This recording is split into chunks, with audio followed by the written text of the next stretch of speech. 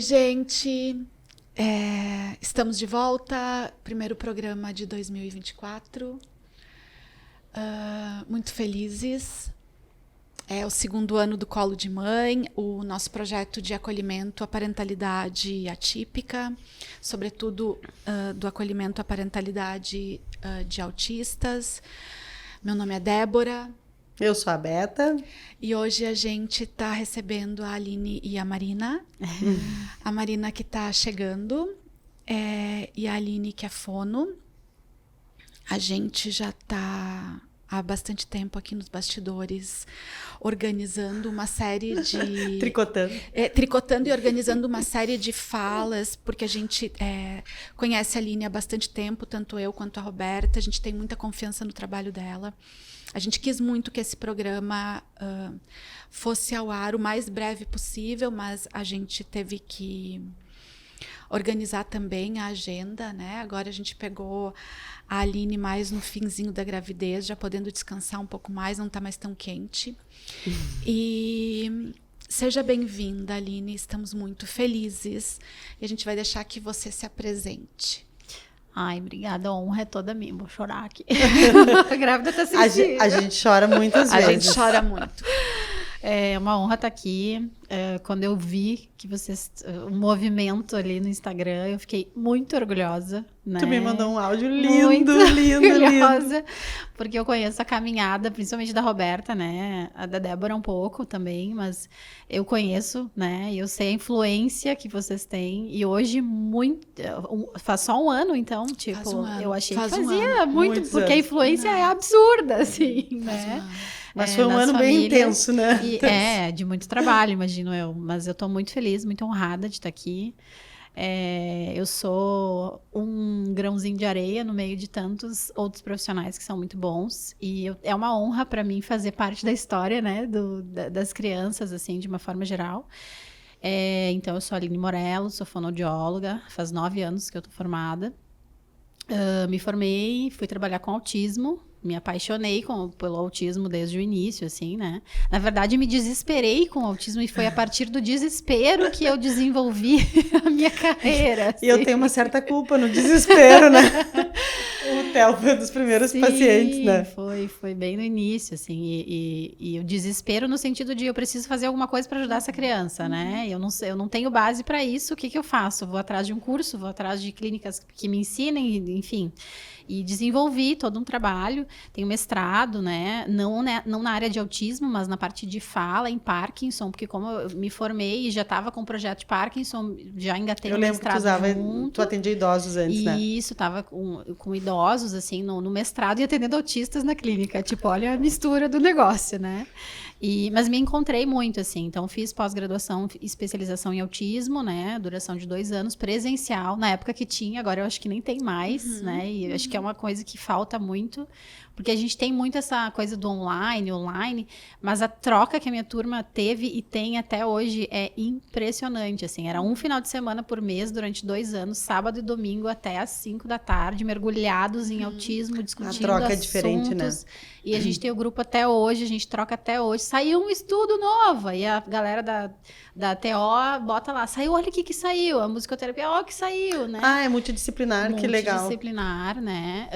E aí a gente fez muita rede, assim, né? Acho que foi um dos momentos também que eu me tornei um pouco mais, que eu conheci mais pessoas da área, assim. E tenho vários cursos, assim, tenho Prompt, nível 2, tenho multigestos. Eu fui fazendo formações, assim, apareceu uma criança com apraxia, vou fazer Prompt. Apareceu uma mãe louca que descobriu uma apraxia louca. Apareceu uma apraxia, vou fazer Prompt, fiz 2 prompts. Preciso do multigesto, vou fazer multigesto. Então, assim, tem um currículo, assim, bem... de formação de 9 anos, né? Fiz pós-graduação, fiz inúmeros cursos, assim, de comunicação alternativa. Então, as frentes do meu trabalho hoje são trabalhar com autistas, única e exclusivamente. Claro que eu não deixo de avaliar crianças em atraso de desenvolvimento, mas eu vejo que se eu identifico, que aconteceu muito no período da pandemia, né? A criança apareceu ali, tem um atraso e tal, aí avalia ou atende por um mês e meio, a criança dá um boom né? E consegue alcançar Às vezes era só um atraso o marco mesmo. do desenvolvimento da faixa etária. Exatamente, era um atraso, ou a família estava mal orientada, né? Não sabia. Eu dispensava, encaminhava para outra pessoa, porque o meu sangue nos olhos é pelo autismo, assim, né? Pelos casos. Então, a maioria dos meus pacientes são nível 2, 3, né? Eu atendo não só crianças, mas também os meus pequenos, são 9 anos de atuação, então os meus pequenos cresceram. Aí tem crianças de 8, 9, 10, tem um menino de 16, né? Já com os desafios da adolescência, que eu acompanho desde os 11 anos. Então, desenvolvo esse trabalho, hoje atuando em Canoas, fiz todo um movimento, comecei em Porto Alegre, fiz todo um movimento para ir para Canoas, né? E hoje estou só em Canoas atendendo. E as coisas estão fluindo. Agora, nesse momento gestacional, estou mais pausada. Tá dando uma pausa. É um tempo necessário. Mas, em abril estaremos de volta, pessoal. Aline, só para quem está em casa, porque a gente acaba sempre tentando fazer esse podcast o mais didático possível, né? O mais pedagógico possível, porque a gente sabe que aqui a gente tem muito recurso, tem muita informação, tem muito acesso, mas também é um dos pilares do nosso trabalho chegar às mães que têm menos informação. Então, locais que não tem fono, que não tem as especializadas. Que é apraxia? O que é dentro do universo do atendimento fonológico uma criança nível 2 e 3? A gente está falando necessariamente de crianças não verbais. É disso que se trata quando a gente está falando em relação a fono nível 2 e nível 3? E o que é uma apraxia e qual é o contingente de pacientes apráxicos? Olha o tanto de pergunta que eu estou fazendo numa só. E qual é o contingente... Não tem memória, exatamente. E qual é o contingente de pacientes apráxicos dentro do autismo? É uma comorbidade comum? Como é que... Explica um pouco para quem está em casa esse mundo da apraxia e dos níveis de autismo dentro da fala, né? Dentro da fala ou da comunicação, né, Beta? Apraxia. Por favor. Vamos por partes. Obrigada. Apraxia é um transtorno motor de fala, né, que se desenvolve junto, né, comórbido muitas vezes ao autismo. Se tem muitas vezes pessoas falando que ela é pouco comum associada ao TEA, mas na minha prática clínica não é o que eu vejo. Nos meus anos de experiência também. O meu viés é muito nesse sentido, porque como eu fiz formação de um curso, né, voltado para transtorno motor de fala, as famílias já chegam dizendo, eu acho que tem alguma coisa motora, né? Então, o meu nicho é muito motor de fala, né? Tem muitos pacientes. Mas é um transtorno motor de fala. O que acontece? A criança tem uma falha no planejamento e na execução dos movimentos de fala. Então, não é um transtorno de comunicação, né? A criança, muitas vezes, tem a intenção de comunicar o que ela quer, né? Ela sabe que ela quer o suco de laranja, mas ela não consegue falar suco de laranja. Vou dar um exemplo que eu me lembro muito claramente do Theo, que ele queria pedir a bola dentro da sessão, e às vezes ele falava boia, às vezes ele falava boia, e às vezes falava às vezes não falava nada. E às vezes não saía nada. Então, assim, tinha dificuldade de planejar esses movimentos da fala. É motor, então é boca mesmo, músculo, né? Mexer e planejar. Tu manda informação pro cérebro, o cérebro manda informação pra boca. E, me corrija se eu estiver errada. No meio do caminho se perde na parte motora. Então, na cabecinha dele, ele falou bola. Exatamente. Mas sai uma coisa mole, como se fisicamente não conseguisse falar, né? Isso, a gente tem vários transtornos motores, né? A gente tem a disartria, que é uma questão neuromuscular, e a gente tem a apraxia, que é uma questão de planejamento. A gente acha que falar é fácil, né? A gente que fala é uma maravilha. É só pensar e falar. E quando a gente começa a estudar esse negócio de planejamento motor, de execução, a gente vê que não é nada fácil de falar, né? E ensinar uma criança autista a fazer sons com função comunicativa, com intenção comunicativa, e desenvolver esse planejamento, porque assim, se tu vai subir uma escada, tu sabe que tu tem que levantar um pé primeiro, apoiar, depois levantar o outro, existe um planejamento motor, o teu cérebro faz isso, só que para nós ele faz automático, para algumas crianças não, e geralmente a apraxia, esse transtorno motor de fala, está associado com questões de corpo, né? Então a apraxia às vezes é global, é no corpo todo. Ela não vem geralmente ela não vem sozinha, né? Ela vem com outras limitações motoras. Então, por exemplo, a questão da Gente, me fugiu. Às vezes até uma questão postural. Lembra que eu falei já num outro episódio da importância da físio, né? Que pra mim demoraram muito a me pedir físio. E aí uma especialista a Vikmar. Dispraxia, essa é a palavra que eu queria. A Vikmar me disse, não tem como um apráxico não fazer físio. Tem que ter, porque o Theo tem 2 momentos na questão postural. Ou ele tá mole, ou ele tá correndo. O parar aqui, que nem a gente, demanda muita dificuldade para ele, porque isso aqui tem todo um planejamento pra gente sentar aqui adequadamente, escrever sentado. Então, ou eu paro e aí eu vou amolecendo, vai me faltando força mesmo, tônus, ou eu tô em alto movimento. Então, as atividades são skate, bicicleta, bola, correr. Nunca é sentar e jogar um quebra-cabeça. Então, e acaba sendo o que a gente faz muito em terapia e acaba demandando muito dessa criança, né? Então, quando tu tem um físio, ela organiza essa questão toda física. Então, é uma apraxia global, entende? Uma dificuldade da informação que o cérebro manda para os membros, assim, E a dispraxia, agora eu lembro, desculpa, a grávida esquece os termos, aí faz um tempo que eu não tô em clínica, né? A dispraxia, ela é uma apraxia de corpo, né? Então, ele não tem falha só na boquinha para falar, ele tem falha de planejar movimentos, tipo assim, aí a importância do trabalho multidisciplinar, né? Por que autista tem tanto terapeuta? Porque precisa trabalhar um todo, não adianta eu ir para a boca da criança e estimular a fala e comunicação se aquele corpo não planeja movimento, não sabe fazer um circuito, não sabe pular, não sabe... Como é que vai planejar uma escrita? Exato. Vai planejar um cálculo. Todo um trabalho. Eu queria te fazer uma pergunta antes do nível 2 e nível 3, pra gente pular uma casa. A Aline foi minha primeira fono especialista em autismo. A gente tá há praticamente 8 anos junto, né? Sim. Ela pegou o Theo bem pequenininho.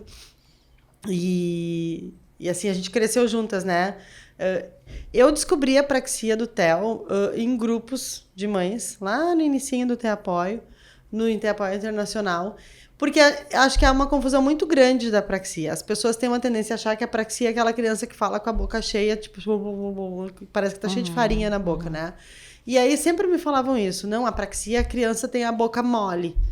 E a gente foi descobrindo ao longo do tempo que não, que tem outras formas de apraxia. Às vezes ele até faz o ba, o bé, o bi, o bu, normal, mas não monta a frase inteira. Não articula. E aí, e é muito difícil o diagnóstico de apraxia, né? Hoje, graças a Deus, a gente tem bastante fonos já preparadas, mas há 9 anos atrás, né, a gente penou para conseguir fechar o diagnóstico. E o que eu acho que vem antes até do nossa questão do nível 2 e nível 3? Há uma bobagem que se fala, né, nas pessoas, cada criança tem seu tempo. E acho que na fono isso é o que mais pega, né? O meu marido que falou com 4 anos, é normal. Tu vê um atraso de fala na criança e normalmente os diagnósticos de TEA vêm muito pelo atraso de fala, né? Uma grande maioria, outros é pela questão motora, só que a gente vê que os diagnósticos mais tardios são mais de interação, né? Mas o diagnóstico recente, cedo, de 1 ano, normalmente pega na fala, né? Isso. A criança normalmente vem na fala. Então, a gente vê um atraso de fala. É diferente daquela criança que troca sílabas ou erra o R com L. Transtorno fonológico, que a fono chama, que né? Porque assim, a gente queria muito uma fono aqui, porque a gente trouxe uma fono que foi a Mi para falar de comunicação alternativa, a Priscila para falar sobre alimentação, e a gente não tinha trazido uma fono geral, né? Assim, para falar da linguagem no modo geral. Sim. E eu gosto muito do teu trabalho, porque a gente tem um caminho juntas, né? Conforme o Theo ia apresentando dificuldades, tu ia fazendo formações, e aí eu me mudei, a gente parou de se tratar juntos, mas a gente continua amigas, né? Sim. E eu tenho várias famílias contigo. E eu vejo que tem esse mito, né? Cada criança tem seu tempo. Não tem problema. O que a gente vinha conversando antes, a gente vê um quadro, e aí a Débora pode falar um pouco melhor, porque ela passou por isso, de alguns terapeutas, ou médicos, inclusive, que têm uma retaguarda de terapeutas por trás, e que não tem momento, né, que a gente vê nitidamente, a gente que entende um pouco mais e já está mais nesse meio. Eu tô vendo que essa equipe não tem horário de fono, tá? E aí, muitas vezes, assim, esse terapeuta ou esse médico chega e fala assim, não, ele não está preparado para fono. Ele não tem pré-requisitos para fono. Ou não, ele fala muito bem e não precisa ainda de fono. Porque não necessariamente a pessoa precisa... A criança que não fala precisa de fono, mas a criança que fala, o TEA que fala, também precisa de fono, porque não necessariamente comunica Pelo de menos forma uma adequada. avaliação de fono precisa. Né? E aí eu vejo que se demora muito esse pedido de avaliação. Eu vejo que se demora muito esse encaminhamento para fono, tá? Fica naquela coisa, faz isso, comportamental, daí vai para TO, e vai para físio, e físio ainda é a briga, porque nem sempre mandam para físio. Mas fica enrolando na fono, e a gente sabe que tem uma demanda muito grande de crianças, falta de profissionais, porque não dá conta de formar fono na quantidade de autista que está saindo, mas é essa percepção que a gente tem de que eu não tenho horário na minha fono, então eu uso essa historinha de não tem pré-requisito. Como é que funciona? Deveria lá no início já ter, sim, uma avaliação?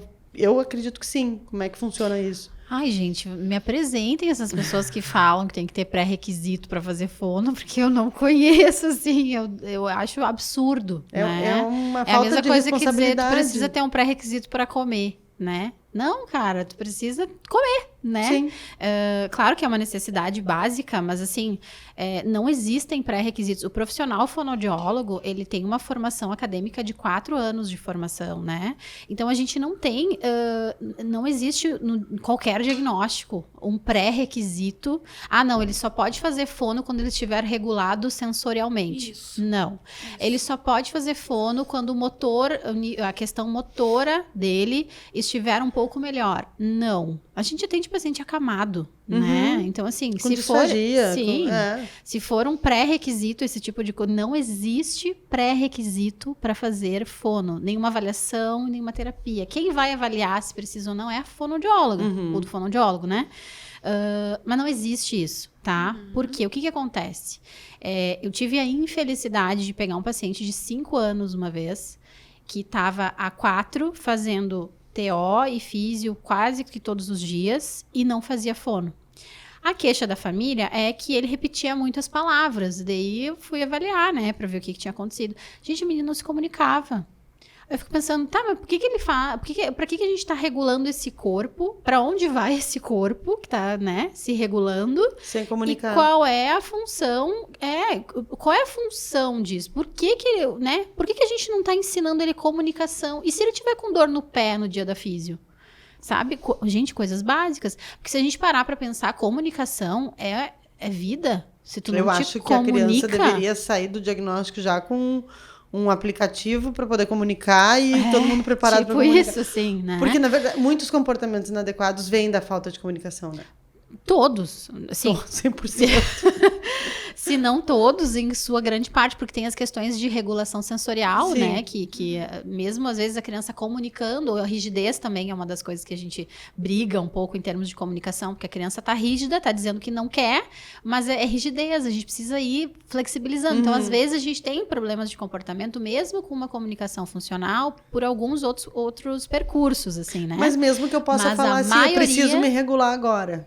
Isso, é uma comunicação. Isso. Agora eu tô precisando me regular um pouquinho. Então a pessoa vai entender que Exato. Essa regulação virá a partir de uma comunicação. Agora, onde não há comunicação funcional, e eu não tô falando necessariamente de comunicação alternativa, tipo assim, essa criança que eu tô dando exemplo, de 5 anos, pensa, há 4 ele fazia horrores de terapia e ele não conhecia uma terapia fonoaudiológica, né? Por orientação da equipe, a família estava se sentindo super segura com aquela equipe. E aí, quando eu avaliei, eu falei, olha, eu faço uma avaliação com gráficos e tudo mais. Quando eu avaliei, eu vi os gráficos da criança muito abaixo. Claro, era uma criança com TEA, seria abaixo, né? A gente não compara com a faixa etária, né? A gente compara ele com ele mesmo. Mas, assim, é uma coisa que ele tinha cognitivo para isso, entende? A gente perdeu uma janela. Quanta perda, né, de desenvolvimento. E aí, é nisso que eu digo que eu tive a infelicidade, não por estar com essa família, mas por participar, por ter sido, infelizmente, a primeira fono dessa criança aos 5 anos de idade. De uma criança totalmente disfuncional, né? Então, ele estava treinando AVD, ele estava treinando, e em hipótese alguma aqui, né, gente, invalidando o trabalho de físio e TO. Mas deveria ter... Mas tem que ter. Poderia ter sido bem melhor se tivesse uma fono. Complementar total, assim. Mas eu acho importante a gente trazer isso, porque você começou antes falando sobre a importância, por exemplo, você mesma disse que existem outras questões motoras que devem ser trabalhadas de forma concomitante à fala. Então, você mesma reconhece que não adianta aqui se não fizer aqui e aqui. É multidisciplinar, né? É multidisciplinar exatamente por isso. Então, eu acho muito importante a gente tocar nisso. Porque estudos existem para tudo, né, hoje. Até porque não deve. Mas, assim, pensando em ciência real... Isso, né? Isso não existe. Isso. Tá. Então, pois é. A gente consegue hoje encontrar experiência clínica, a gente consegue encontrar... mas no meu consultório foi assim... Então, assim, há como profissionais se segurarem em cima de estruturas muito frágeis como essa durante muito tempo.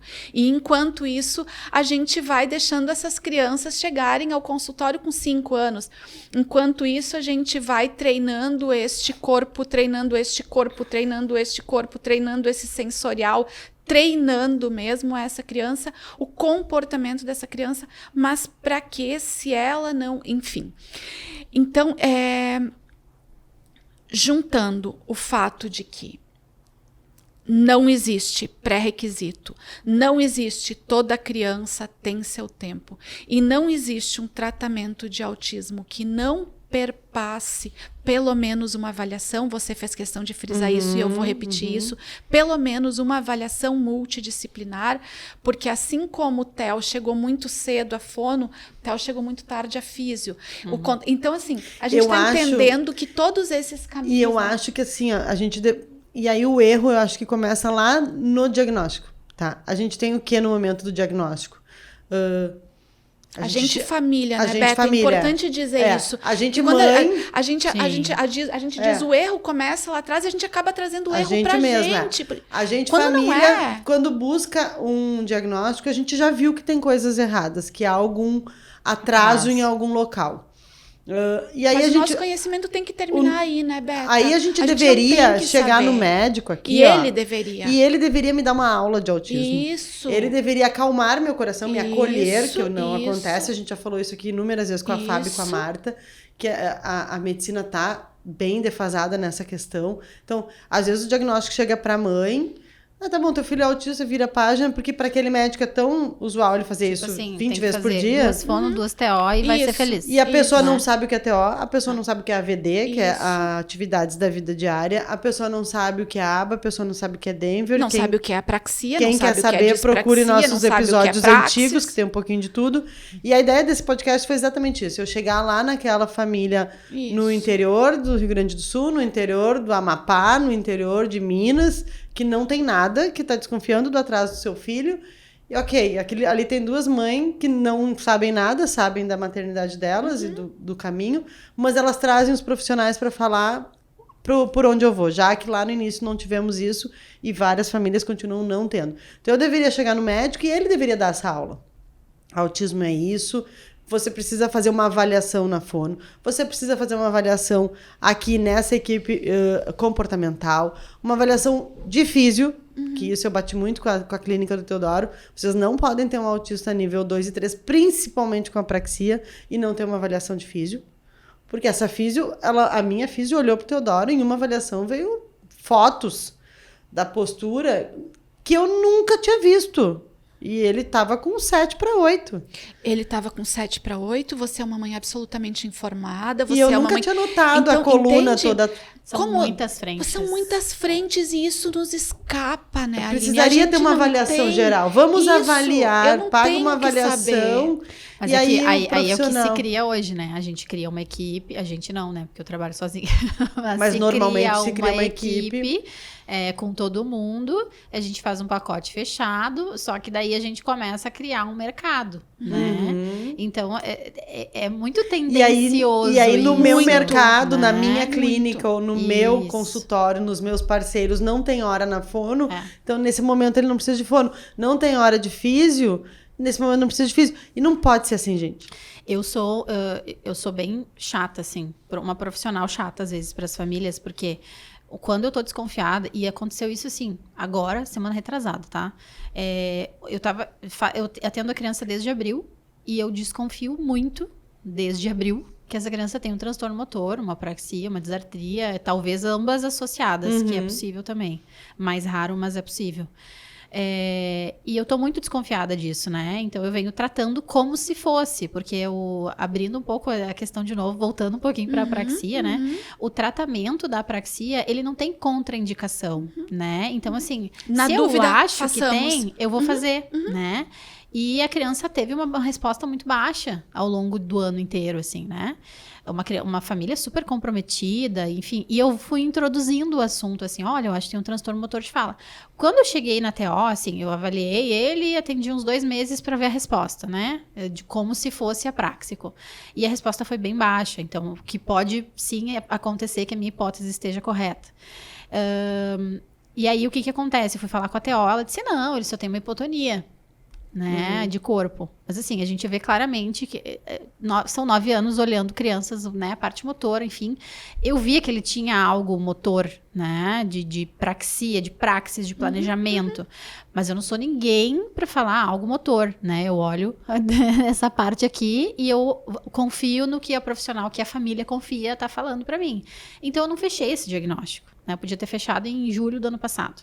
Mas eu continuei trabalhando como se eu tivesse fechado. Fazendo a intervenção. Fazendo a minha intervenção, sem dar o nome, tá?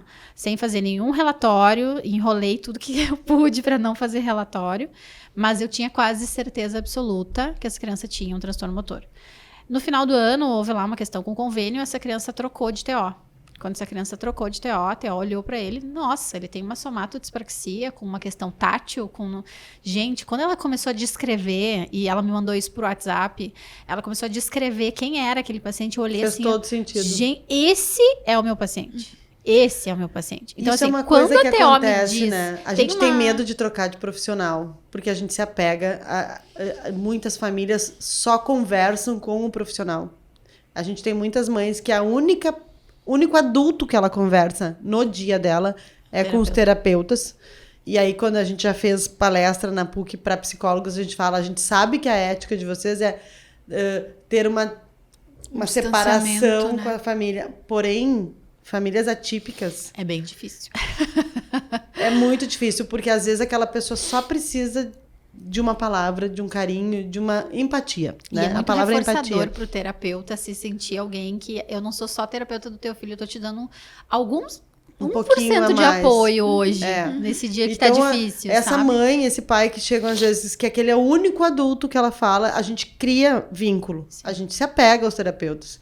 Tu sabe, eu saio, eu tenho que trocar de clínica, eu tenho que trocar de terapeuta, eu vou embora chorando. Eu fico mal. Só que até hoje, gente, todas as trocas, a gente acabou de falar, né? Eu acabei de trocar de fono, né? Até mudou o turno por causa da escola. E aí eu precisei trocar de fono, não tinha horário da minha fono da manhã para tarde. E veio uma fono com outra visão, com outro olhar, com uma pegada diferente, um ritmo diferente. Não é melhor nem pior, mas diferente. E agregou muito. Então, às vezes, a gente trocar de profissional ajuda. Ajuda porque é uma outra visão. Mas eu acho que é importante a gente trazer esse ponto por 2 motivos. Acho que sim, porque pode agregar, pode trazer um outro olhar. E porque tem isso que a Aline disse. São 9 anos olhando para crianças. Das 8 da manhã às 6 da tarde. Nós só olhamos para os nossos filhos. Então, assim, se você que há 9 anos...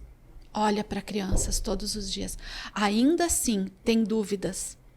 Se você ainda assim tem respeito e ética o suficiente para não adentrar o terreno da coleguinha e precisa que o teu parceiro de caso seja também comprometido, também ético, o que sobra para mim? Que só tenho meu filho. Entende como é delicado, Aline? Como a gente acaba muito nas mãos, não só do conhecimento clínico de vocês, não só do manejo terapêutico de vocês. A gente acaba muito nas mãos do que vocês nos trazem para a nossa vida. E aquilo vira lei, né? Exato, aquilo vira lei pra gente. Porque é isso, a partir do momento em que esta profissional que tratava esta criança e dizia, não, estamos tão somente diante de uma hipotonia, eu que sou mãe, é óbvio que eu prefiro uma hipotonia do que... Você entende o que eu quero dizer? Claro que sim, é muito mais sedutora. Eu prefiro um atraso de fala do que uma apraxia. Exato. 1000 vezes. Muito melhor ao ouvido, muito né? Mais, é muito melhor pro ouvido. E aí, às vezes, tu se apega no terapeuta que te falou mais ou menos. É exatamente tu pegar o neuro que falou que não era autismo. Exato. Eu fico com aquela informação e beleza. Fica muito delicado. E, ao mesmo tempo, essa estrada é muito difícil de percorrer por conta disso. Ao mesmo tempo que isso acontece, então, ao mesmo tempo que o discurso do cada criança tem seu tempo, ele é sedutor, ao mesmo tempo do discurso de é só uma hipotonia, é sedutor, ao mesmo tempo, quando você ouve, e eu ouvi isso, o teu filho não tem pré-requisitos para fazer fono, é devastador. Porque eu fiquei Coloca pensando, ele lá abaixo, né? Porque eu fiquei pensando, mas ele não tem... Eu dizia, né, à época, enfim, para profissional, eu dizia, mas e se a gente tentar assim, assado, colocar... Não. Nesse momento não adianta, porque ele não vai aproveitar. Ele vai gastar horas, ele vai gastar o plano, ele vai gastar esse laudo com horas, vocês vão gastar dinheiro e ele não está pronto para receber intervenção. Não, e terapia não é gastar hora, né? Isso foi tão difícil, sabe? E aí depois, quando eu comecei a ver que essa retórica era muito presente... E hoje a gente sabe que essa profissional passa para muitas famílias. Isso, e assim, a gente está falando de uma profissional, mas assim, deve ter uma série... série... Eu já vi isso no Instagram, gente. Isso, óbvio. Tipo assim, uma pessoa super conhecida que foi detonada por fonoaudiólogos falando isso, assim, não tem pré-requisitos para fazer fono. Eu abro um parêntese aqui.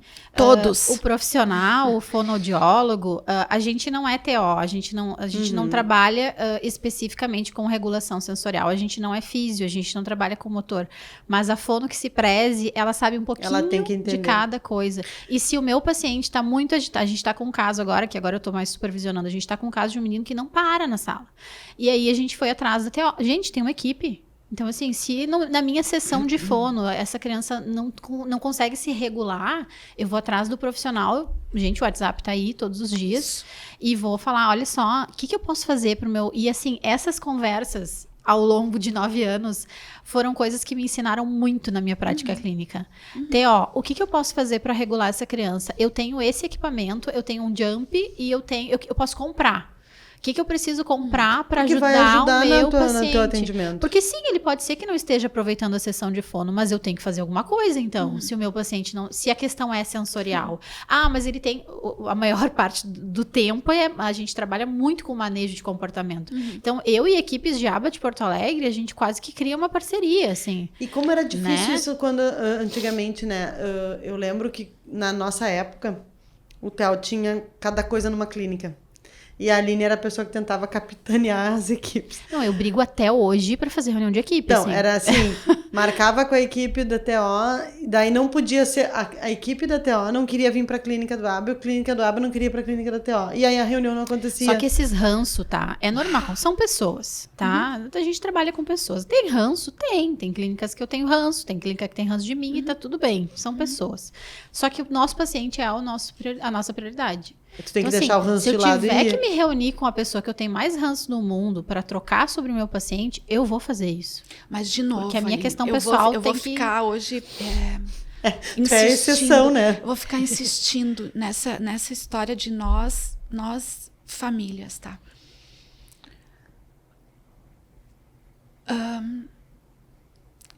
Enquanto isso não for a tônica do trabalho de muitos terapeutas, de muitos clínicos, sobra para nós. Porque é muito mais fácil, no lugar de insistir na reunião, virar para a família depois de uma sessão e falar assim, não engajou hoje. Hoje não rendeu. Dormiu. Mãezinha, ele comeu. Mãezinha, ele tá bem. Mãezinha, ele tá... Então, assim, será que você tentou o suficiente? Será que você usou os reforçadores que você tinha? Falou com a Será equipe? que você tentou falar com a equipe? Será que você tentou oferecer um jump? Será que você tentou fazer esta sessão num formato? Ou você simplesmente fez o que a priori você fica confortável em fazer, você tem garantias de fazer, e no fim da sessão simplesmente resolveu olhar para a mãe e dizer assim, não engajou. Mas esse não engajou, uma amiga minha, que se formou comigo agora, ela me ligou esses dias e disse, ela precisou trocar de TO, a TO saiu da clínica que ela estava e começou uma TO nova. Ele não rendeu, ele tá muito agitado e pior de tudo, foi o que eu falei para ela, pelo amor de Deus, se tu puder, volta pra tua TO. Ele não rendeu, ele tá muito agitado. Gente, na TO, se a TO não deu conta, vamos nós dar conta? Esse é meu ponto. Ele não deu conta, ele tava muito agitado, ele não rendeu, precisa medicar. Oi? A gente tem... Oi? Eu vou...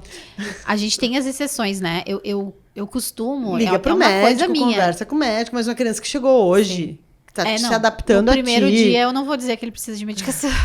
Mas quem precisa sou eu, se eu não precisa tiver falar com o neuro, conversar como é que é o caso. O que acontece? Eu sempre falo, já supervisionei várias fonos, e eu sempre falo assim, primeiro, a prioridade é tu conhecer o teu paciente. Tudo bem, tu vai avaliar ele como fono, mas assim, o nariz tá sempre escorrendo? É normal? Ou quando o nariz tá escorrendo é porque ele não tá legal da imunidade, ou ele tá com... Nunca na minha vida eu esqueci da otite que o Theo teve há não sei quantos anos atrás. Eu sei dessa história da otite. E o Theo teve uma otite 7 anos absurda. Não teve febre. Não teve febre e tava fazendo fono e ele tava muito diferente naquele dia.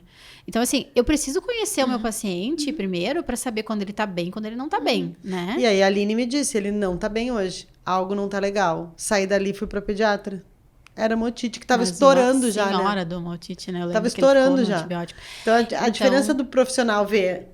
Mas tu conhecer, não saiu na porta e falou, hoje não engajou, hoje não tá bem. Isso. Vai ter dias, como todos nós, que não vai dar legal. Mas é claro que eu não vou estar legal. E eles não conseguem comunicar, que eu vou estar cansada. Eu sou fonoaudióloga, mas eu vou estar cansada, né?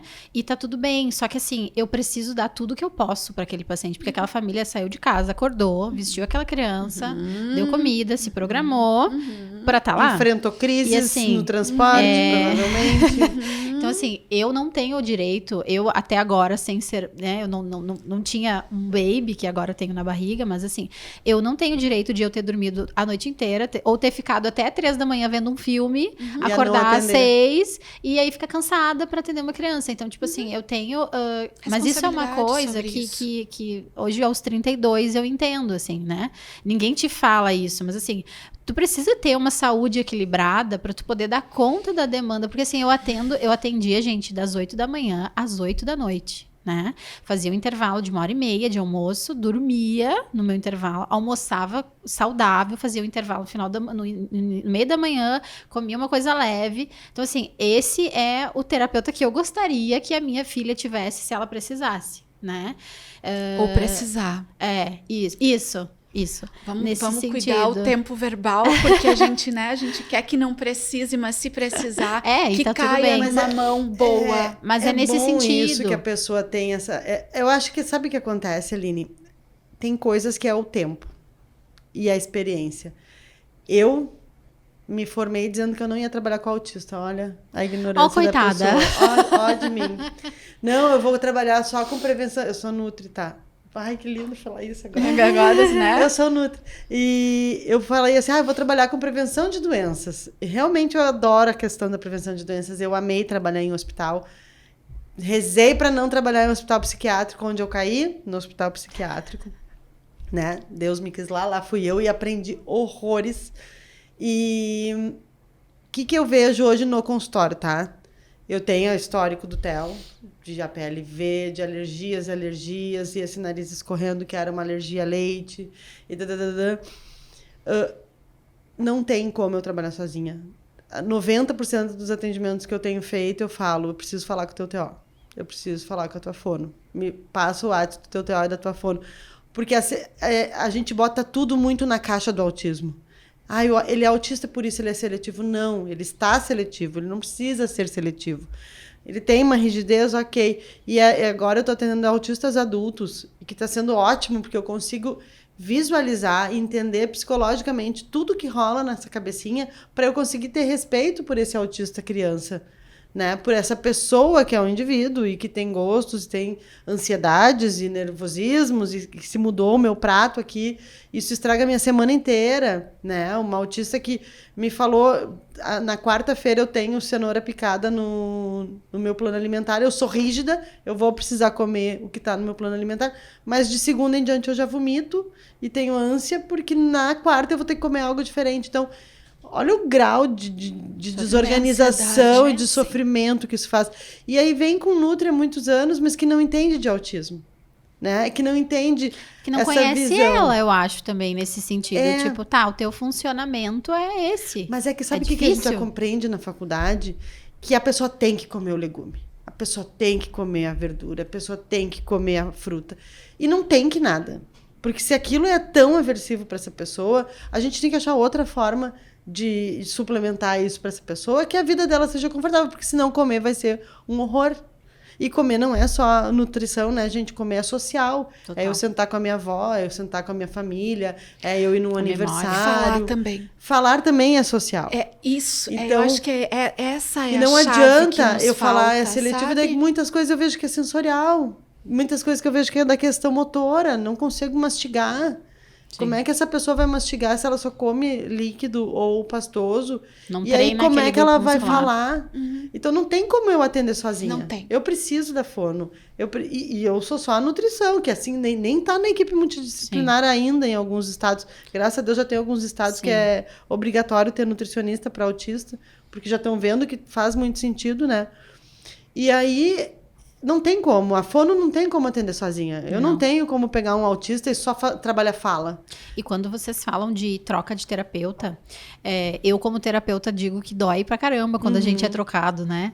Mas assim, eu vou dizer pra vocês que eu tenho duas crenças muito fortes, assim. A primeira é muito o senso materno, sabe? Se a mãe tá sentindo que as coisas não estão fluindo muito bem, que eu acho que poderia ser melhor, ela não está invalidando o terapeuta. É que no caso do filho dela, naquele momento, aquele terapeuta não está dando conta daquela demanda. Às vezes até para ter uma segunda opinião, né? Exato. E é outro ponto que depois a gente pode conversar um pouquinho, eu acredito muito na força de Deus nesse sentido, sabe? Porque eu tive pacientes, assim, eu acredito que o contrário também aconteceu. De crianças que saíram de fonos, que vieram pra mim, e a partir do momento que vieram, as coisas andaram. Tipo assim, a criança era não verbal e com a ajuda de toda a equipe, óbvio, né? Não tô me engrandecendo em hipótese alguma aqui, mas com o trabalho associado de fono, a criança conseguiu verbalizar, entende? Então, assim, eu acho que tem muito essa coisa de Deus agir nesse senso materno, porque geralmente é a mãe, né? Geralmente mas eu tenho um instinto ali, né? Mas eu acho que o outro lado também é importante. Porque eu tenho um filho que vai fazer 6 anos agora, é um autista nível 1. A gente tem que voltar para o nível 2 e 3. A gente foi e não respondeu. Teoricamente, nível 1, eu sinceramente acho isso ainda uma coisa meio controversa. Ele é pequeno para tu saber o nível, né? Me incomoda um pouco. Porque uma criança pequena tem nível de suporte, sendo autista. Me incomoda um pouco. Eu acho que para algumas coisas ele precisa de muito suporte. Mas ele tem uma questão de comunicação bastante... com muito desejo, tá? Intenção. Vamos colocar assim, com muita intenção, com muito desejo. Então, eu acho que o contrário também, né, Aline? Eu consegui validar o bem-estar dele, que pode não ser o meu, em relação a um terapeuta, entende? Então, muitas vezes eu olho e falo assim, ai, gente, mas eu não sinto a firmeza. Mas ele vai numa alegria, numa felicidade. E tá rendendo. Ele se sente tão bem, eu não sei se tá rendendo, Beto. Aí é que porque eu não tenho parâmetro, porque, de novo, eu só tenho ele. Eu não tenho parâmetro do que poderia ser com outra profissional. Sim, tá desde então com essa. Tô desde então, mas ele tá feliz. Então, essa é outra conta que eu acho que é muito difícil pra gente, mãe, fazer. sabe? E só cabe a vocês. E só cabe a gente. Então, assim, se tem esse senso materno do trocar, eu acho que ali não tá rendendo.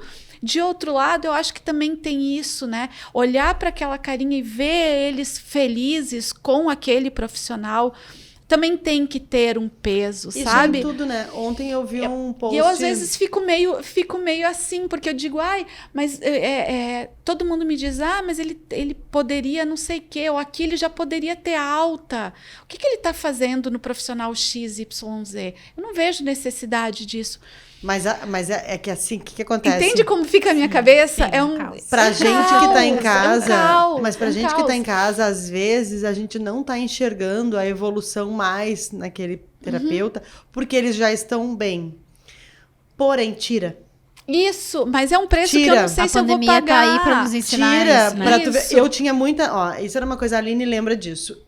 Eu me sentia a pior mãe do universo, porque meu filho fazia muitas horas de terapia. Isso que no início, até eu conseguir judicializar, eu fazia poucas horas. Muitas horas de terapia é o quê, Beta? Pra quem tá em casa, vamos lá. 45 horas semanais hoje. 45 hoje. Já fez no mais, total, já fez menos?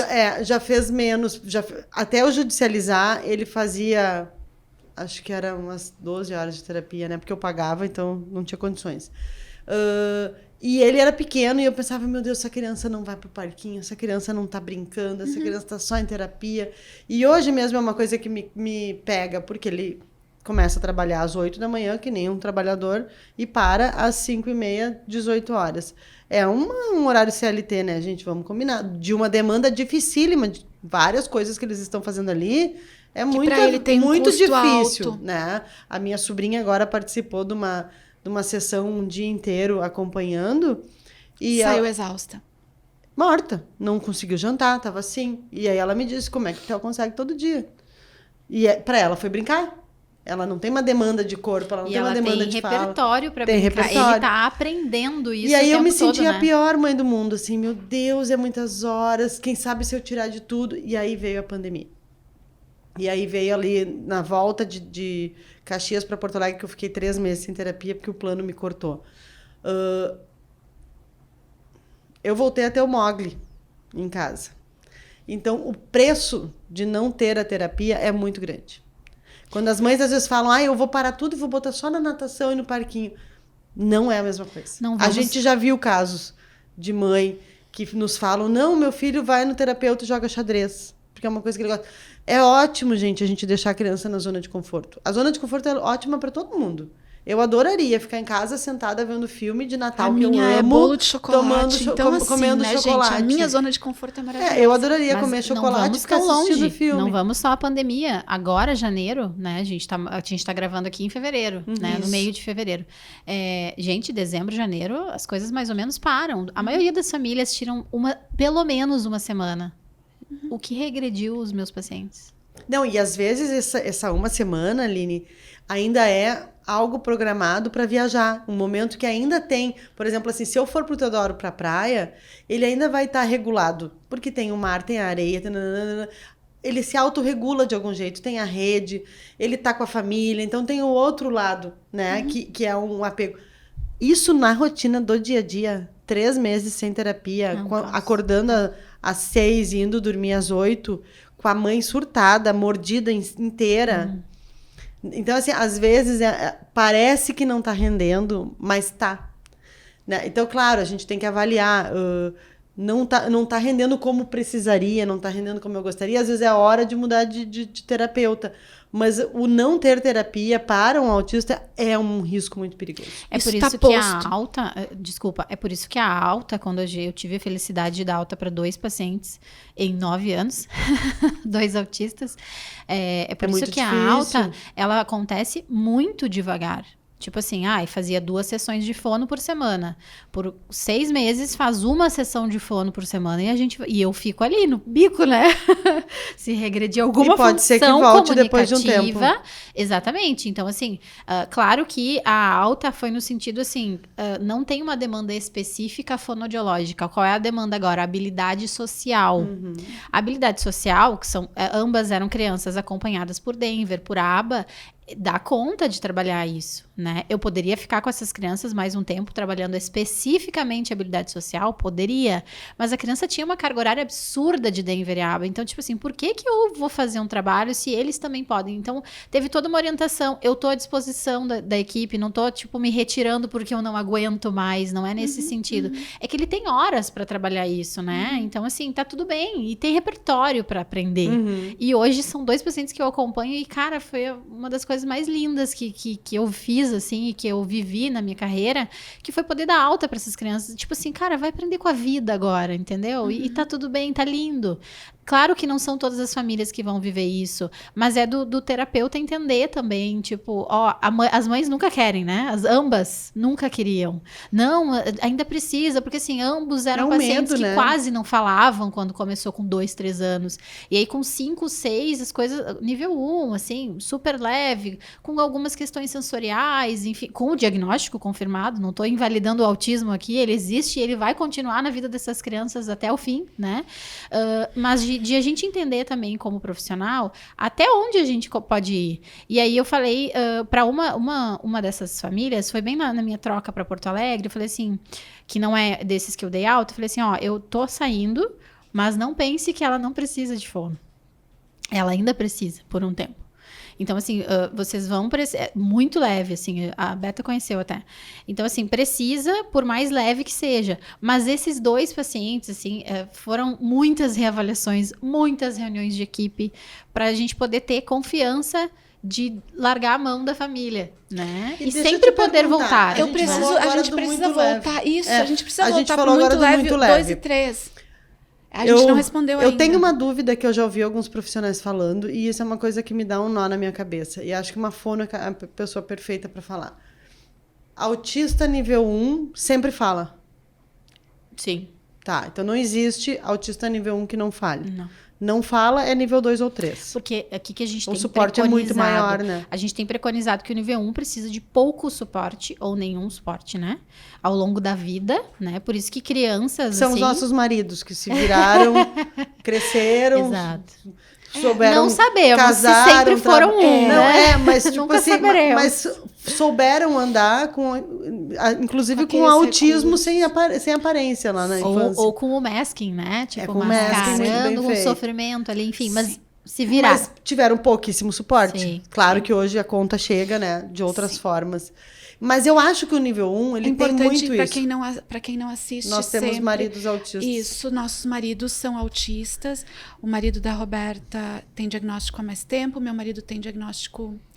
O meu tem há 8 anos junto com o Theo. E o meu tem acompanhamento e diagnóstico desde o ano passado. Então, são 2 autistas nível 1 de suporte. Mas o meu é um autista que ele tem o diagnóstico e não trata ainda. Agora a gente está na briga para ele fazer as terapias. Ele acha que não precisa. E a gente que está de fora sabe que precisa, porque as coisas poderiam ser mais tranquilas para ele e para quem convive com ele. Sofrimento. O que eu vejo do autista nível 1, tá? As pessoas minimizam o autismo nível 1 como se ele não fosse importante. E eu vejo, assim, nos meus 8 anos de atendendo mães de autistas, recebendo mães e acolhendo o que eu vejo de autistas nível 1, o que mais pega é a rigidez. A rigidez, ela vem com tudo, e a rigidez ela entra na comida, ela entra na interação, ela entra nessa organização, e esse autista sofre, ele sofre.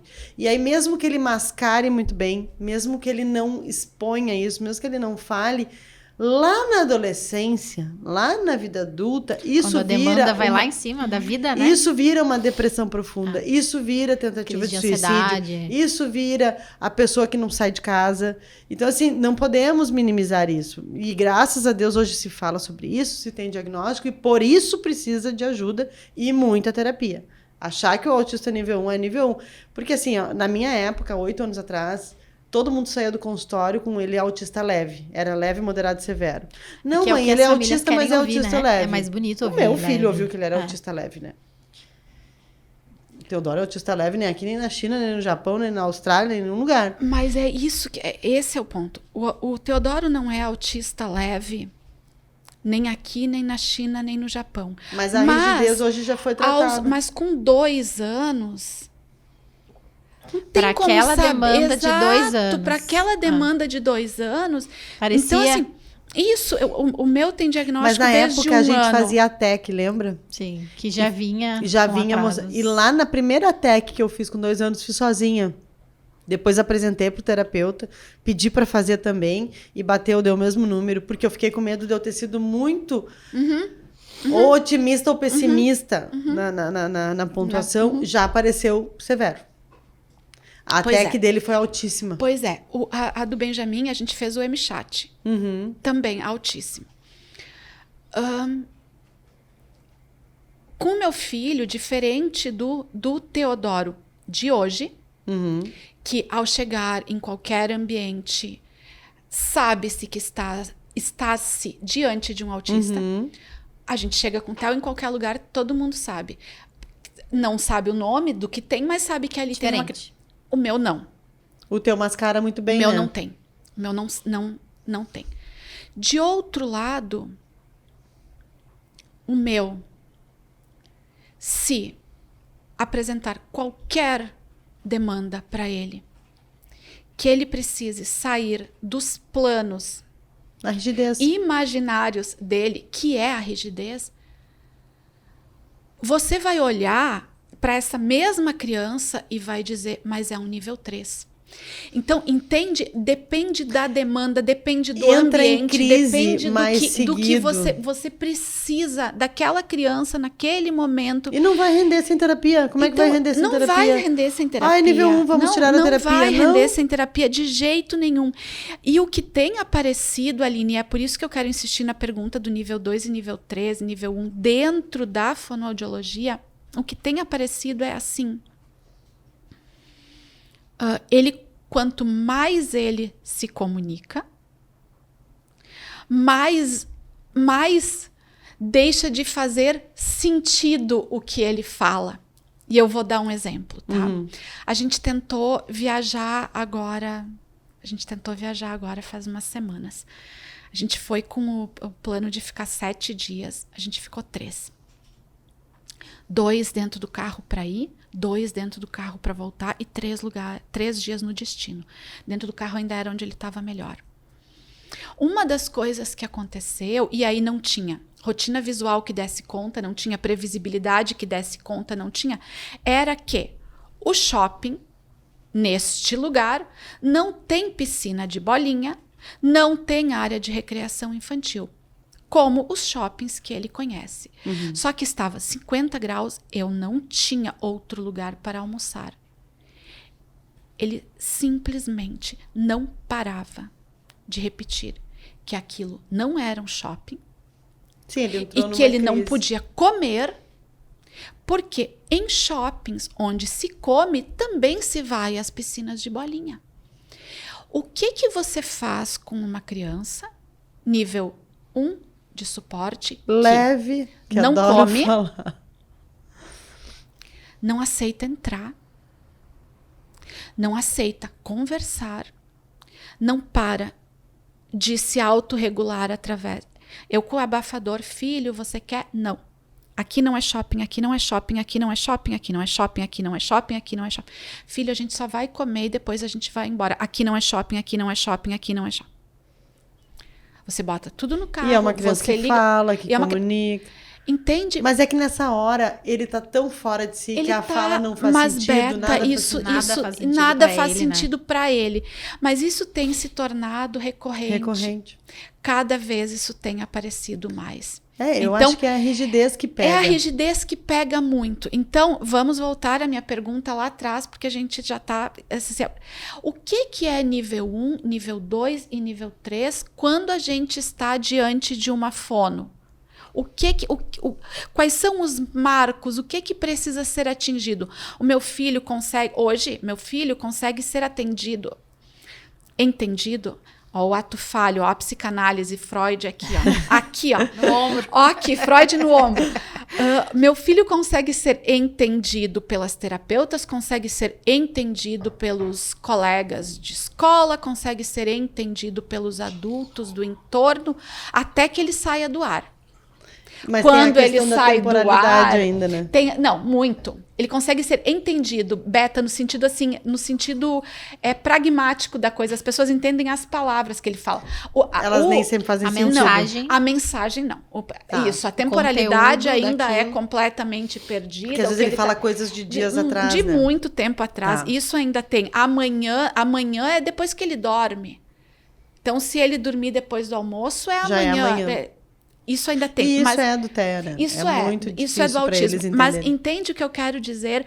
Quanto mais ele ganhou repertório de comunicação, mais ele pôde comunicar coisas que não têm sentido. E eu não tenho o que fazer com essas coisas. Às vezes a Débora me liga, ele falou tal coisa. E eu não consigo entender o que é isso. E aí a gente, que ele quer dizer com isso? A gente, enquanto família, fica muito aflita. Sim. Porque às vezes essa tal coisa pode ser, isso aqui é um elefante. E tá tudo bem, é uma coisa que ele tá querendo contar algo do elefante que por acaso associou com essa xícara. E faz sentido, mas é inocente e não faz mal. Mas ele pode chegar e falar, a tia tal me bateu. E aí? E não é uma realidade. Varia o repertório. Alguém, né, me machucou. Sim. E aí pode ser que ele esteja querendo falar que essa pessoa não deixou ele ir ao banheiro naquele momento. Sim. Mas como que tu encara esse não sei quem me machucou? Não pode ser. Está acontecendo isso. Está acontecendo exatamente isso. E ele fala sobre isso com a gente em lugares públicos. E aí o papai me bateu. Ele tem falado isso sobre nós. O papai me bateu, você me empurrou, você me bateu, você me jogou da cama. Às vezes ele tá lembrando de outra coisa, ou sonhou. Ou ele quer... Quando a gente diz não pra ele... Ele entende que aquilo foi uma agressão. Isso. Física. Isso. Eu acho que o grande ponto, tá? Pensando em níveis de suporte. Eu, como terapeuta, eu cheguei aqui falando que eu atendo nível 2 e 3, no sentido para as pessoas entenderem que os meus casos não são autismos crianças leves, né? Então, tem muitas dificuldades comportamentais, dificuldades sensoriais, tem graus muito mais elevados do que grande parte. Até porque, né, quando alguém pergunta assim, que fono eu vou, tô desesperada. Os desesperos vem tudo. Eu te mando só. Tem bastante. Mas eu adoro. Eu tenho sangue nos olhos que tu dá por conta, isso. Por isso que eu te mando. Nem sempre.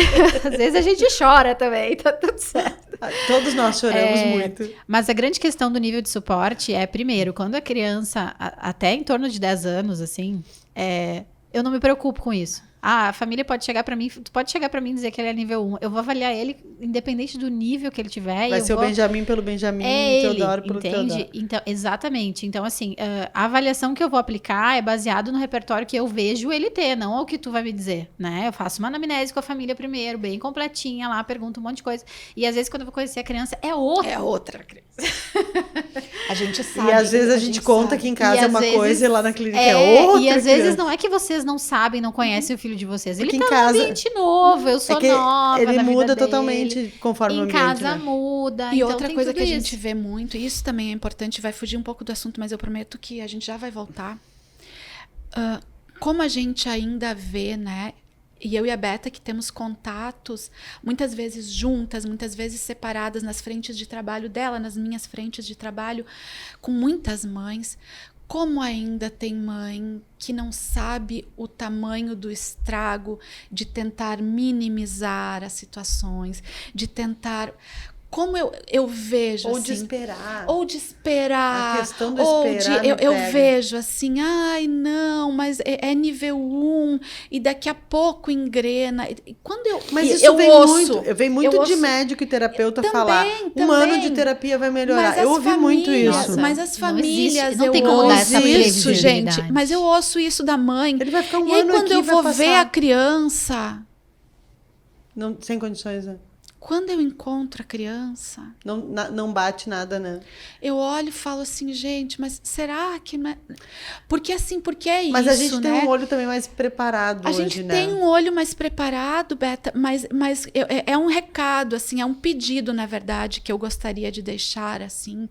Sabe, pelo amor que a gente sente pelos nossos filhos, que a gente possa enxergá-los sem uma lente de romance. De qualquer jeito, né? Porque eles são os nossos filhos. E quanto mais a gente tiver informações fidedignas, quanto mais a gente chegar aos terapeutas trazendo a realidade, mais vocês podem nos ajudar. Mas isso que tu Você fala, entende Dé, o que eu que eu concordo digo? totalmente. Tá. Eu acho que tudo bem tu romantizar pra ti o teu filho. Eu tenho famílias assim lá, tipo assim, eu quero que ele fale. Ele vai falar. E eu não vou tirar isso de vocês. Sim, nunca. Eu não vou tirar isso da Beth. Mas nunca. Mas eu não. Mas já ela, acho quando que ela tu tem que chega pensar pra um em ele vai terapeuta. comunicar, não falar. Mas assim, tá tudo bem se isso é o que te faz levantar todo dia e sair correndo com ele pra todas as terapias. Porque eu quero que o meu filho fale. Cara, se ele falar uma palavra com 18 anos, vai valer a tua vida, entende? E Mas tá sabe o que eu tudo bem. vejo hoje? Eu acompanho, eu tenho muito caso do autismo profundo. Que é aquele autismo que ele tá além do 3. Tenho muitas amigas, né? Principalmente das mães que foram embora para os Estados Unidos. Imagina, a gente vendeu tudo. Eu fui embora da melhor terapia, no melhor médico, na melhor fono, no melhor tudo, tá? Fali. Não tenho 0 rede de apoio, mas 0, nem amiga. E aí chegou num ponto que falei assim, nada funcionou. Eu dei o meu melhor. Eu vendi tudo que eu tinha, eu fiz tudo que eu podia. E aí, essas mães hoje já entenderam que aquele filho é daquele jeito.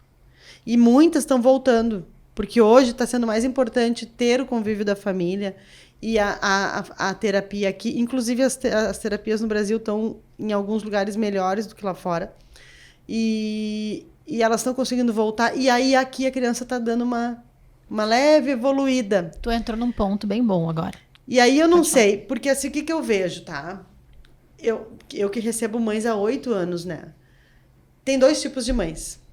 E a gente fala mãe, gente, porque, né? Invariavelmente a gente gostaria de falar mães e pais. Quando é o pai, é a exceção. Não é que vocês não existam, vocês existem, mas é a exceção da exceção da exceção. Então, assim, a gente vai falar de mãe, até porque somos mães. Tem a mãe que fui eu. Ok, é autismo. Eu desconfiei do autismo, eu fui atrás do diagnóstico. E aí eu corri que nem uma louca nos primeiros 2, 3 anos ali de intervenção. E aí, tipo assim, a minha ficha foi cair de que aquilo era para a vida toda, de que aquilo era assim, alguns anos depois. Foi no momento em que daí eu fiquei mais depressiva, foi o momento que eu fiquei... Eu dei todo o meu gás que eu podia. Eu entrei cega naquilo. E aí entra a questão daquele meu combinado com o Samuel, de que depois de alguns anos a gente ia tentar voltar a cuidar da gente, porque não é que a gente parou de fazer as intervenções, muito pelo contrário, a gente continua fazendo tudo mais um pouco. Mas a gente entendeu que essa é a nossa vida. Esse é o meu filho. E esse aceitamento desse meu filho me deu uma liberdade, tirou um peso de cima de mim, absurdo. E eu tirei um peso de cima dele. E que idade tinha o Theo, Beta, quando isso aconteceu? A gente deu... Eu acho que ele estava com 6 para 7.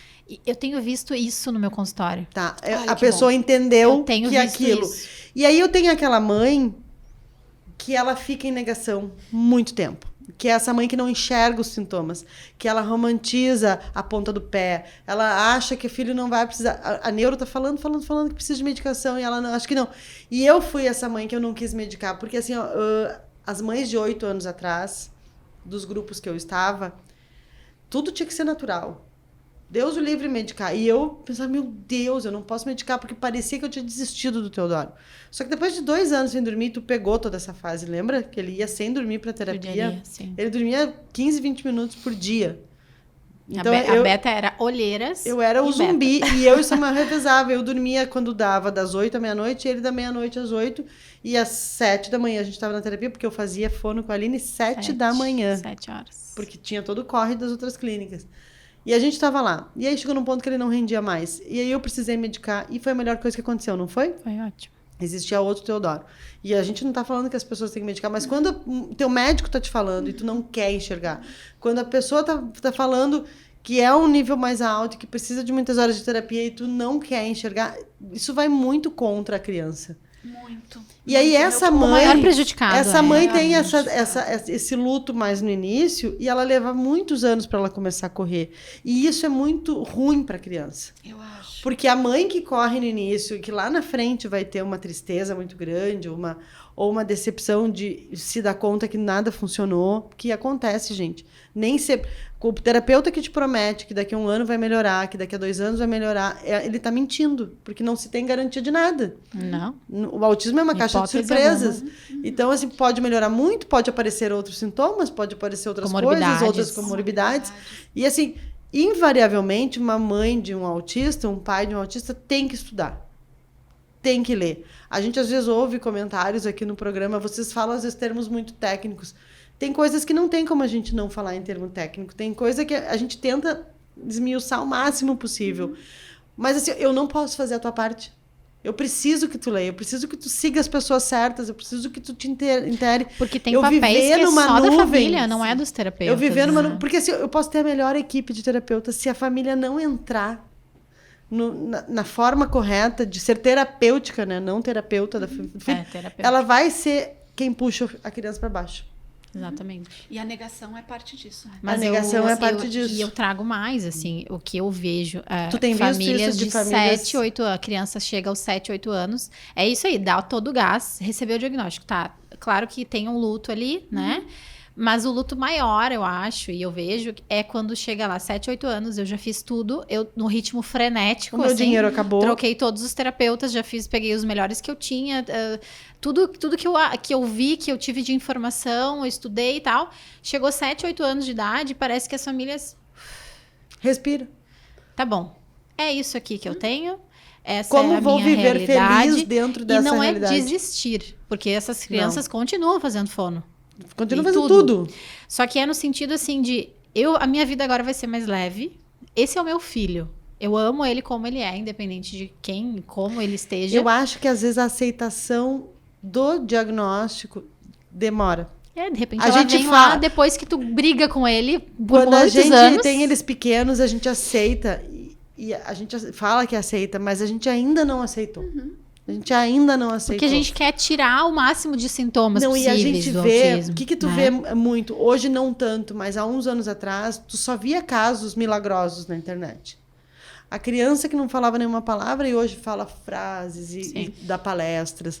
A criança que se desorganizava o tempo todo e agora ela é não sei o quê. Então, tipo assim, tu acreditava naquele sonho. E acontece muito, gente. Acontece, mas não tem garantia. Não. Então, assim... E outra coisa a aceitação ainda é muito atrás do... Não sei por que eu tô com batom na mão. Deve ter sido o Benjamin.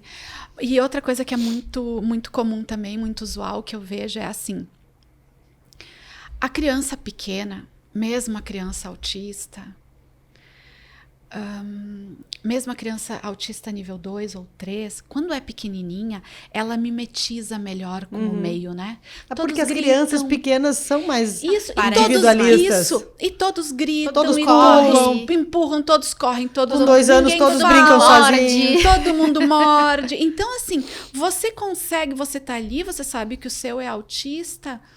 Mas é muito sutil no grupo. E se é sutil no grupo, você fica mais protegida daquele diagnóstico, né? Socialmente protegida. Você vai ter a sua dor dentro de casa, a dor, né, da intimidade, a dor daquela criança, a rotina diferente, o sono horrível, a alimentação rígida, a rigidez do sabonete que tem que ser da mesma cor, do não sei o quê, mas está tudo dentro do ambiente doméstico. Quando chega no social, a criança vai. Ok, ninguém percebe. 9, 10 anos. Quando a criança... E eu acho que nem precisa, porque eu vejo o Benjamin já hoje... Acho que na entrada da escola já dá pra ver. Na entrada da escola. O meu filho foi pra escola com 7 meses. Como eu comecei a trabalhar com 14 dias de parida, com 7 meses ele já foi turno integral pro colégio. Eu ia pra escola para amamentá-lo, ele mamou no peito até os 2 anos. Aos 7 meses, as crianças já estavam todas sentadas, querendo o olhar do outro, buscando. E o meu estava deitado, olhando para o ventilador. O tal ventilador. A tal ventoinha do ar-condicionado, as rodinhas dos carrinhos, os medidores de de água do meio da rua, tudo que girasse. Talvez eu tenha me deparado com uma realidade de livro do autismo muito cedo, entende? Então, ele foi crescendo e aí as pessoas me dizem assim, mas ele faz tal e tal coisa que é sintomático do autismo é o menor dos meus problemas. Mas quem sabe se ele não tivesse a questão motora, tu tivesse demorado mais a notar. Talvez isso, ou talvez se ele não tivesse essa questão tão aversiva aos coleguinhas, que eles entram por uma porta pela mesma que ele sai correndo. Sim. Então, assim, uma série de coisas, mas esse é meu filho. Então, por que eu vou retomar a nossa questão do nível 2 e do nível 3 agora, para a gente encerrar? Porque, Aline, eu acho que você trouxe muitas coisas muito importantes nesse programa. Eu já te agradeço assim profundamente. Foi uma conversa deliciosa de ter. Mas eu acho que é isso. A gente precisa confiar no que a gente vê, no que a gente sente. A gente precisa ir atrás. A gente precisa ir atrás de 1, 2, 3, 4, 5 profissionais até que alguém nos valide. De um lado é isso. De outro lado, gente, não adianta eu tentar mascarar, eu como mãe, o sintoma do meu filho com 1, 2, 3 aninhos. Mas sabe por que não? E por que eu acho que com 5, 6, 7 anos as coisas meio que mudam na nossa cabeça? Porque nessa idade dos 6, 7 anos em diante, eles vão entrar no ensino fundamental. E aí tu vai apanhar de tudo quanto é lado se tu não for realista. Se tu não encarar quem é o teu filho... Que ele não vai ficar sentado, que ele não vai aprender a ler, que ele não vai aprender a escrever. E o que eu preciso me fortificar para poder defendê-lo, eu não vou sobreviver. Então, acho que deve ser... Por essa idade que você traz, faz sentido isso que a Beta está dizendo. A demanda cresce muito para a criança. A educação infantil... É um mar de rosas, lúdica, mesmo difícil, né? Mesmo sem inclusão. Mas o olhar da sociedade para a educação infantil é um. Virou para a primeira série do fundamental, é outro. E aí a escola bate em ti, os colegas batem na criança, batem no sentido figurado. Sim. A família que vem, e é processo, e é xingamento, e é troca de turma. E se essa família não encarar esse autismo, ela não vai dar conta aqui. Então, acho que é meio que natural, eu vou me forjando, porque os olhares dos 5 em diante aumentam. A sociedade vai começando a te bater de um jeito que tu começa, não tem mais como eu fingir. Não tem mais como fingir. E aí eu posso estar lá na escola montessoriana, que sobe na árvore, que desce, e que eu sempre achei lindíssimo o fundamento e a ideologia, mas que pro meu não dá certo. Porque eu vou mascarar mais tempo. Então, em algum momento, eu vou precisar realmente de uma escola que acolha, de uma escola que inclua, mas que eu também aceite, né? Eu acho que a gente foi falar de fono e a gente acabou na aceitação, né? Mas tem tudo a ver, gente. Tem tudo a ver. Tudo a ver. Não, porque eu acho que pelo trabalho porque tu vai trocar de fono desenvolvem... 350 vezes. Se o teu filho vai ser não verbal... Ele vai ser não verbal. Tu precisa aceitar, né? Tu precisa priorizar a comunicação. E não é a fono A, B ou C que foi ruim. Ele era assim. Eu tive uma família que trocou várias vezes, assim, né? E ficou comigo 2 anos, não tá mais. E quando eu pergunto na anamnese, já fez fono antes? Já. E daí, quando eu vou desenvolvendo uma certa relação com a família, depois eu pergunto, quem é que era fono? Só nomes, assim, de pessoas que já atuavam há muito tempo antes de mim, assim, as fonos anteriores. E eu fiquei, gente... Nossa, como assim? Eu não trocaria ela por mim, entendeu? Ela é muito boa, é uma fono que tem muito mais experiência do que eu. E ficou 2 anos comigo, e nesses 2 anos eu entendi por que trocou tanto, né? Porque isso. É isso. Se ele não falar, tu não é boa.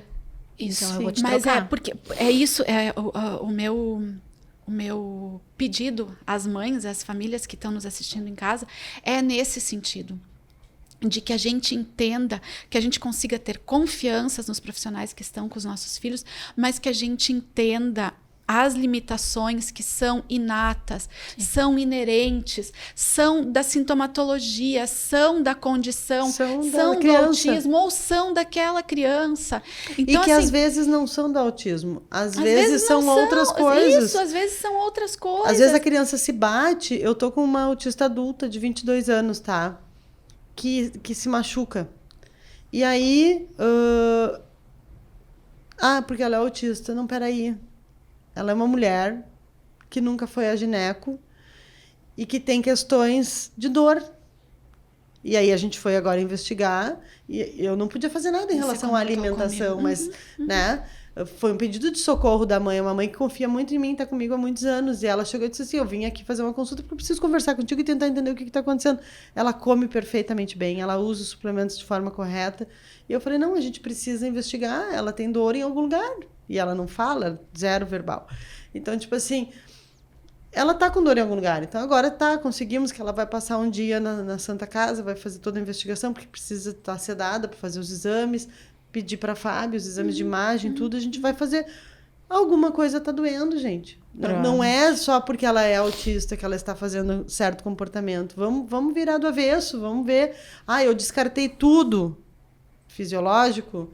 Ok, aí a gente vai para a questão comportamental, mas às vezes não é só do autismo. E a gente bota muita coisa na conta do autismo. E no não verbal esse risco é muito grande, né? Muito grande. Tá batendo na cabeça, tá, mas será que não tá com dor, né?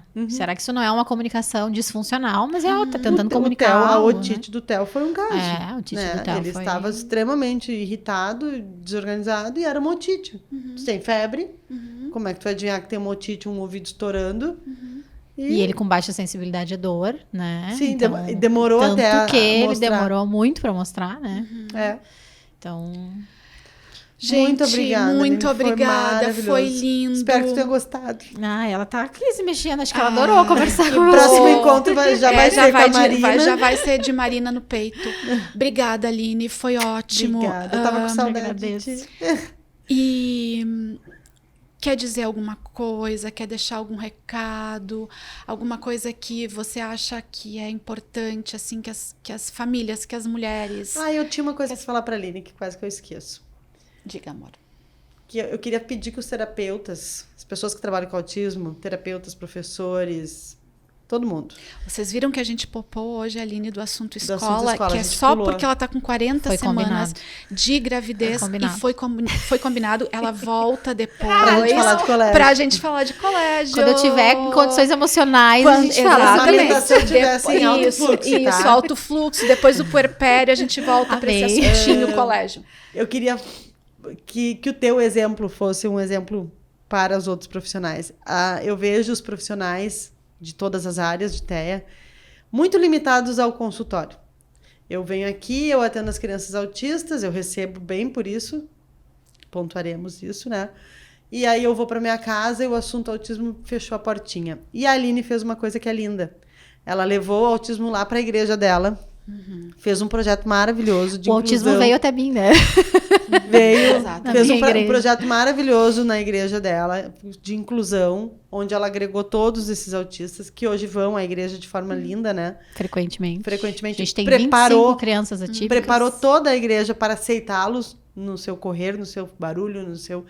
Porque essa mãe que está lá, ela precisa ter o direito de frequentar o lugar de escolha dela, né? Exato. Onde ela vai lá trabalhar a fé dela. Porque essa mãe, na maioria das vezes que a gente vê, está em casa e ainda frustrada, triste, porque ela adoraria poder ir no culto dela, na missa dela, e ela não pode porque as pessoas lá não aceitam. Então, assim, parabéns. Quando tu me mostrou teu projeto, eu achei tão lindo. E eu acho que é isso que a gente tem que fazer, porque os pais fazem muito isso, né? Levar a informação e tentar incluir em todos os lugares, mas isso é um papel de vocês também. É um papel de toda a sociedade. De toda a sociedade. Né? De toda a sociedade. Agora a Beta trouxe Mas isso. Eles têm manejo, né? Adequadíssimo. Para chegar num lugar e propor. Eu já recebi o relato de uma mãe que pensou em suicídio porque era muito devota, cresceu dentro da igreja E diante de uma negativa de um pastor a receber o filho durante um culto, ela disse: esse foi o meu lugar durante 40 anos. E agora eu não posso mais estar aqui dentro. Ela pensou em tirar a própria vida diante da negativa de um pastor. Eu acredito, porque eu tô desde os 7 anos dentro da igreja. Então, assim, você sabe o papel. Identidade. Exatamente, é o teu lugar de identidade. A igreja, o lugar de fé, é um lugar de fala, né? Social, é um lugar de fala coletiva. Essa mãe provavelmente não ir a um restaurante não fez tão mal, não ir a um shopping não fez tão mal, mas então, a igreja ela não podia perder. Mas que a gente comece nesses nossos pequenos nichos, né? Então que a gente comece nos nossos vizinhos, ou na igreja que a gente frequenta, ou no parquinho que a gente vai, ou no restaurante que a gente usualmente almoça. Sem briga, né? Com jeito. Isso, com jeito, usualmente almoça. Briga mas a educação, ela é assim, né? Na base do amor e ódio. Eu acho que é importante, esse é um recado, assim, que eu acho que é bem legal ficar, assim, que a gente aceite, que a gente faça o nosso papel social e faça com que outros lugares e outros entes, né, outros entes da sociedade também passem a aceitar os nossos filhos. Obrigadíssima. Que agradeço. Tchau, gente. Obrigada. Tchau. Até mais.